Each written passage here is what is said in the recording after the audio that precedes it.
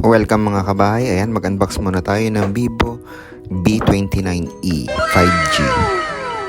So, ayan yung unit. Eto, meron na siyang free jelly case.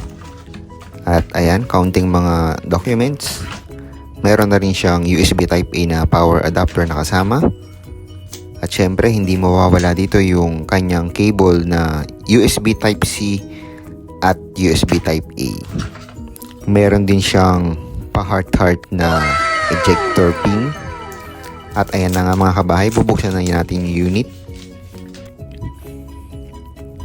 So ayan mga kabahay, meron siyang dual camera at USB Type-C na port. At ayan, napakaganda ng likod. Power on naman natin siya.